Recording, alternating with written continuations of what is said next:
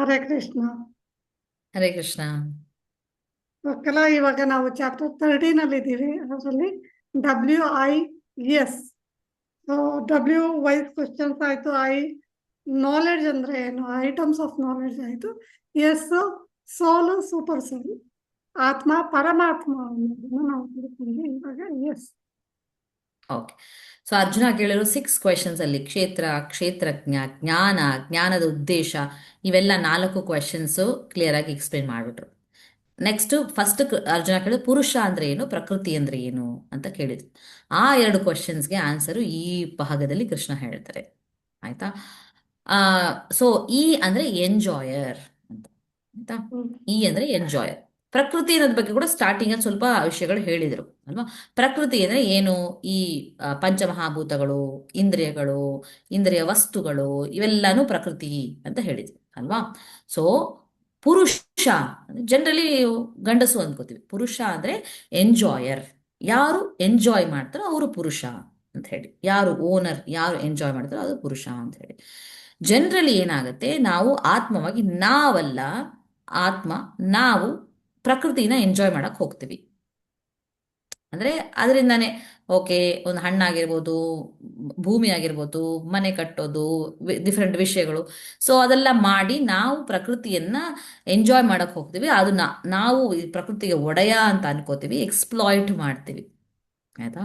So ಅದಕ್ಕೆ ಈ spiritual knowledge ಒಂದು ತಿಳ್ಕೊಂಡ್ಬಿಟ್ರೆ ನಾವು ಎಷ್ಟು ಒಳ್ಳೆ ಮನುಷ್ಯರಾಗೋಗ್ತೀವಿ ಅಂದ್ರೆ ಆ ಈ ಸಮಾಜ ಕೂಡ ಚೆನ್ನಾಗಿರುತ್ತೆ ಇದೆಲ್ಲ ತಿಳ್ಕೊಂಡಾಗ. ನಾವು ಏನಾಗುತ್ತೆ ಇದ್ರ ಕ್ಲಿಯರ್ ಆಗಿ ಎಕ್ಸ್ಪ್ಲೇನ್ ಮಾಡ್ತಾರೆ. ಪುರುಷ ಅಂದ್ರೆ ಪರಮಾತ್ಮ, ಭಗವಂತ. ಅವನು ಎಂಜಾಯ್ ಮಾಡೋದು. ಅವನು 2 ಪ್ರಕೃತಿಗಳನ್ನು ಎಂಜಾಯ್ ಮಾಡ್ತಾನೆ. ಏನು, ಯಾವ 2 ಪ್ರಕೃತಿ ಅಂದ್ರೆ, ಒಂದು ಪ್ರಕೃತಿ ಬಂದು ಈ ಭೌತಿಕ ಪ್ರಕೃತಿ ಏನಿದೆಯೋ ಅದು ಇಸ್ ಲೈಕ್ ಸ್ಟೇಜ್ ಸೆಟಪ್. ಆಮೇಲೆ ನಾವು ಕೂಡ ಪ್ರಕೃತಿ, ಆತ್ಮ ಏನಿದೆಯೋ ನಾವು ಕೂಡ ಪ್ರಕೃತಿ. ಮೀನ್ಸ್ ಪ್ರಕೃತಿ ಅಂದ್ರೆ ಎಂಜಾಯ್ಡ್, ಯಾರನ್ನ ಎಂಜಾಯ್ ಮಾಡಿದ್ರೆ ಅವ್ರಿಗೆ ಪ್ರಕೃತಿ ಬೇಸಿಕಲಿ. ಆಯ್ತಾ? ಸೊ ನಾವು ಪ್ರಕೃತಿನೇ. ಅಂದ್ರೆ ನಾವು ಈ ಸ್ಟೇಜ್ ಮೇಲೆ ಎಲ್ಲಾ ನಾಟಕನ ಮಾಡ್ತಾ ಇದೀವಿ. ಈ ನಾಟಕನೆಲ್ಲ ಎಂಜಾಯ್ ಮಾಡ್ತಾ ಇರೋದು ಯಾರು? ಪರಮಾತ್ಮ, ಭಗವಂತ. ಅವನೇ ಎಂಜಾಯ್ ಮಾಡ್ತಾ ಇರೋದು. So he is the enjoyer. ಆ ವಿಷಯನ ಅರ್ಥ ಮಾಡ್ಕೊಳ್ಳದೆ ನಾವು ಎಂಜಾಯ್ ಮಾಡಕ್ ಹೋದಾಗ ನಾವು ಫ್ರಸ್ಟ್ರೇಟ್ ಆಗ್ತೀವಿ. ಫ್ರಸ್ಟ್ರೇಟ್ ಯಾವ ವಿಧದಲ್ಲಿ ಆಗ್ತೀವಿ ಅಂದ್ರೆ, ನಾವು ಎಂಜಾಯ್ ಮಾಡಕ್ ಹೋಗೋ ವಿಷಯದಲ್ಲಿ ಅಡಚಣೆಗಳು, ತಡೆಗಳು ಏನು ಬರುತ್ತೆ, ಪ್ರಾಬ್ಲಮ್ಸ್ ಬರುತ್ತೆ ಒಂದು. ಇನ್ನೊಂದು, ನಾವು ಕಾನ್ಸ್ಟೆಂಟ್ ಆಗಿ ಎಟರ್ನಲ್ ಆಗಿ ಎಂಜಾಯ್ ಮಾಡಕ್ ಆಗಲ್ಲ. ನಾವು ನಾವು ಇಷ್ಟು ವರ್ಷದವರೆಗೂ ಮಾತ್ರನೇ ಎಂಜಾಯ್ ಮಾಡೋಕ್ಕಾಗತ್ತೆ. ಅಷ್ಟು ಕಷ್ಟಪಟ್ಟು ಮನೆ ಕಟ್ಟಿರ್ತೀವಿ. ಸೊ ಒಂದು ಏಜ್ ವರ್ಗೂನೇ ಎಂಜಾಯ್ ಮಾಡೋಕ್ಕಾಗತ್ತೆ. ಆಮೇಲೆ ನಾವೇ ಬೇರೆ ಶರೀರ ಕೊಟ್ಟೋಗ್ತೀವಿ. ಸೊ ಅದನ್ನೆಲ್ಲ ಎಂಜಾಯ್ ಮಾಡೋಕ್ಕಾಗಲ್ಲ. ಸೊ ಎಟರ್ನಲ್ ಆಗಿ ಎಂಜಾಯ್ ಮಾಡೋದಿಲ್ಲ ನಾವು. So that is also one kind of frustration. So ನಾವು ಪ್ರಕೃತಿ ಆದವರು ನಾವು ಪುರುಷನಾಗಿ ಬಿಹೇವ್ ಮಾಡಿದಾಗ ನಮಗೆ ಅದೆಲ್ಲ ಪ್ರಾಬ್ಲಮ್ಸ್ ಆಗತ್ತೆ. ಒಂದು ವಿಷಯನ ಪುರುಷ ಅನ್ನೋದು ಅವನೊಬ್ಬನೇ ಅಂತ ತಿಳ್ಕೊಳ್ಬೇಕು. ಅದು ತಿಳ್ಕೊಂಡಾಗ ನಾವು ಎಕ್ಸ್ಪ್ಲಾಯ್ಟ್ ಮಾಡೋದನ್ನ ನಿಲ್ಲಿಸ್ತೀವಿ. ವಸ್ತುಗಳನ್ನಾಗ್ಲಿ, ಭೌತಿಕ ವಸ್ತುಗಳನ್ನಾಗ್ಲಿ, ಜನರನ್ನಾಗ್ಲಿ, ಎಲ್ಲರನ್ನ ಎಕ್ಸ್ಪ್ಲಾಯ್ಟ್ ಮಾಡೋದನ್ನ ನಾವು ನಿಲ್ಲಿಸ್ಬಿಡ್ತೇವೆ.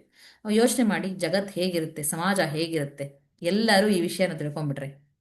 ಅದಕ್ಕೋಸ್ಕರನೇ ಅದಕ್ಕೋಸ್ಕರನೇ ಹೇಳೋದು, ಭಗವದ್ಗೀತೆ ನಾಲೆಡ್ಜ್ ತಿಳ್ಕೊಂಡ್ಬಿಟ್ರೆ ಜಗತ್ ಫುಲ್ ಚೆನ್ನಾಗಿರುತ್ತೆ ಅನ್ನೋದು ಅದಕ್ಕೋಸ್ಕರನೇ ಹೇಳೋದು. ಸೊ ಹೇಗೆ ಒಂದು ಮರದ ರೂಟ್ಗೆ ನೀವು ನೀರು ಹಾಕಿದಾಗ ಮರದ ರೆಂಬೆಗಳು, ಕೊಂಬೆಗಳು, ಎಲೆಗಳು, ಹೂವು, ಹಣ್ಣು ಎಲ್ಲಾನು ಚೆನ್ನಾಗಿರುತ್ತೋ, ಹಾಗೆ ಪುರುಷ, ಸುಪ್ರೀಂ ಪುರುಷ, ಪರಮ ಪುರುಷ ಅಂತ, ಅದಕ್ಕೆ ಭಗವಂತನ ಪರಮ ಪುರುಷ ಅಂತ ಕರೆಯೋದು ನಾವು. ಪರಮ ಅಂದ್ರೆ ಗ್ರೇಟೆಸ್ಟ್ ಎಂಜಾಯರ್ ಅಂತ. ಆ ಪರಮ ಪುರುಷನಿಗೆ ನಾವು ಭಕ್ತಿ ಸೇವೆಯಲ್ಲಿ ಮಾಡಿದಾಗ ಆವಾಗ ಏನಾಗುತ್ತೆ, ಅವನಿಂದ ಎಲ್ಲಾ ಜೀವಿಗಳಿಗೂ ಬರುತ್ತೆ.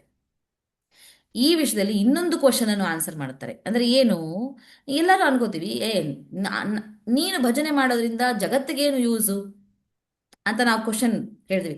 ನೀನ್ ಬರೀ ಎಷ್ಟೋ ಜನ ಹೇಳ್ತಾರೆ, ಜಗತ್ತಿಗೋಸ್ಕರ ನಾವು ಪಾರಾಯಣ ಮಾಡ್ತೀವಿ, ಜಗತ್ತಿಗೋಸ್ಕರ ನಾವು ಸಂಕೀರ್ತನೆ ಮಾಡ್ತೀವಿ ಅಂತ ಹೇಳ್ತಾರಲ್ವಾ. ಅದು ಹೆಂಗೆ ಜಗತ್ತಿಗೋಸ್ಕರ ಆಗತ್ತೆ ಅನ್ನೋದನ್ನ ಇಲ್ಲಿ ಎಕ್ಸ್ಪ್ಲನೇಷನ್ ಸಿಗತ್ತೆ ನಿಮ್ಗೆ ಇಲ್ಲಿ. ಅಂದ್ರೆ ಮರದ ರೂಟ್ಗೆ ಹಾಕಿದಾಗ ಮರಕ್ಕೆಲ್ಲ ಬರೋ ಹಾಗೆ ಭಗವಂತನೇ ಸುಪ್ರೀಂ ಎಂಜಾಯರ್.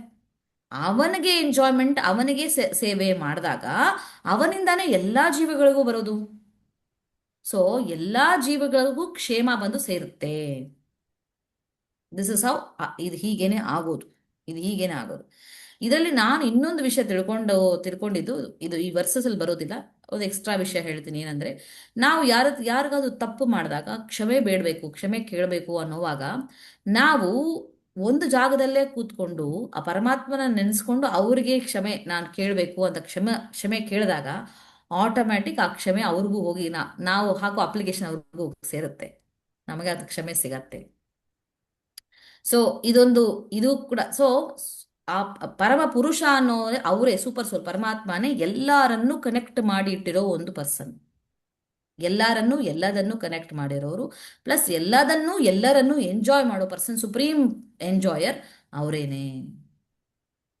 ಸೊ ಇದನ್ನ ಕ್ಲಿಯರ್ ಆಗಿ ಇಲ್ಲಿ ಎಕ್ಸ್ಪ್ಲೈನ್ ಮಾಡ್ತಾರೆ. ಆಮೇಲೆ ಕೆಲವೊಂದು ಎಕ್ಸ್ಟ್ರಾ ವಿಷಯಗಳನ್ನು ಹೇಳ್ತಾರೆ. ಏನು, ಆ ಯಾವ ಪರ್ಸನು, ಯಾವ ಒಂದು ಆತ್ಮ ಈ ಎಲ್ಲಾರೂ ಸೇಮ್ ಅಂತ ಯಾವಾಗ ನೋಡ್ತಾನೋ ಅಂಥವನು ನಿಜವಾಗ್ಲೂ ನೋಡ್ತಾನೆ. ಅಂದ್ರೆ ಒಂದು ಸೆನ್ಸಿಬಲ್ ಮ್ಯಾನು ಡಿಫರೆಂಟ್ ಐಡೆಂಟಿಟೀಸ್ನ ನೋಡೋದೇ ಇಲ್ಲ ಅವನು. ಯಾಕೆಂದ್ರೆ ಪ್ರತಿಯೊಂದು ಶರೀರದೊಳಗೂ ಆ ಪರಮಾತ್ಮ ಇದ್ದಾನೆ ಅನ್ನೋವಾಗ ಆ ಐಡೆಂಟಿಟಿನ ಹಿಡ್ಕೊಂಡೇ ಹೋಗ್ತಾನೆ.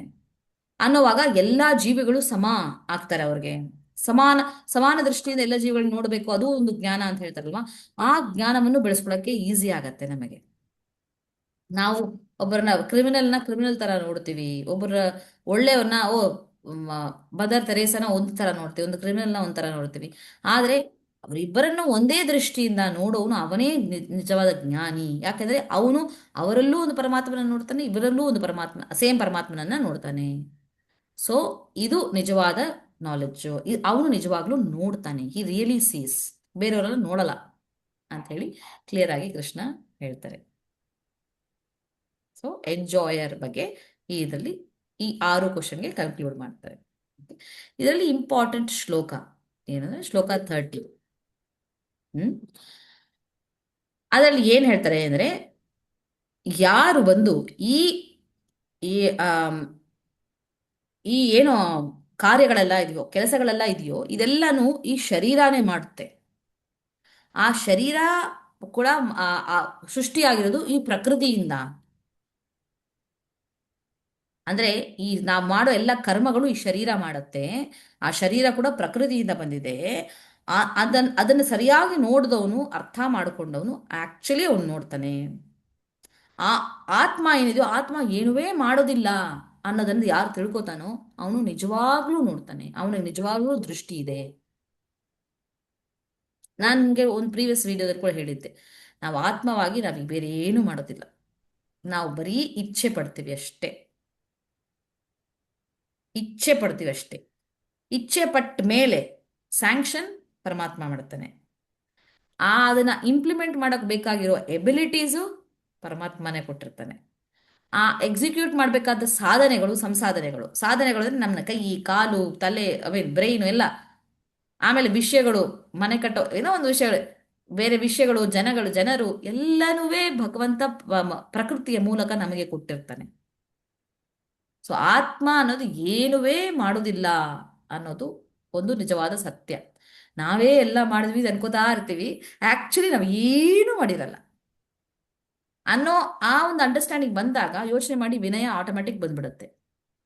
ಹೌದು. ನಾನು ಏನುವೇ ಮಾಡ್ತಾ ಇಲ್ಲಪ್ಪ ಅಂದಾಗ ಏನಾಗುತ್ತೆ, ಆಟೋಮ್ಯಾಟಿಕ್ ವಿನಯ ಬರುತ್ತೆ ನಿಮಗೆ, ಆಟೋಮ್ಯಾಟಿಕ್ ಅಟ್ಯಾಚ್ಮೆಂಟ್ ಹೊಟ್ಟೋಗುತ್ತೆ.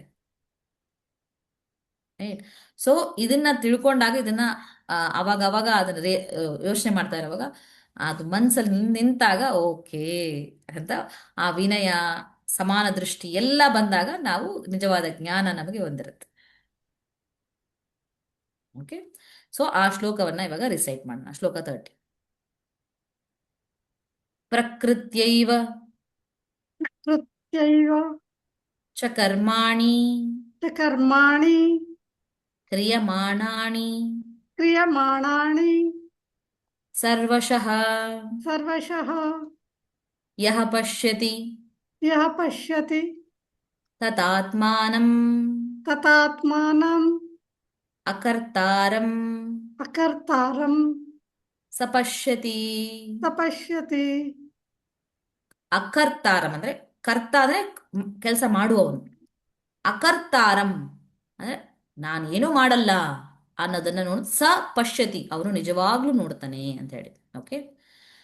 ಪ್ರಕೃತ್ಯೈವ ಚ ಕರ್ಮಾಣಿ ಪ್ರಕೃತ್ಯೈವ ಚ ಕರ್ಮಾಣಿ ಕ್ರಿಯಮಾಣಾನಿ ಸರ್ವಶಃ ಕ್ರಿಯಮಾಣಾನಿ ಸರ್ವಶಃ ಯಃ ಪಶ್ಯತಿ ತಥಾತ್ಮಾನಂ ಯ ಪಶ್ಯತಿ ತಥಾತ್ಮಾನಂ ಅಕರ್ತಾರಂ ಸ ಪಶ್ಯತಿ. ಅಕರ್ತಾರಂ ಸ ಪಶ್ಯತಿ.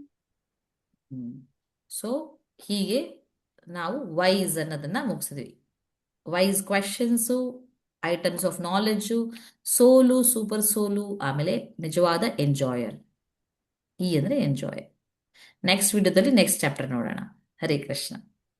ಹರೇ ಕೃಷ್ಣ ಗುರು.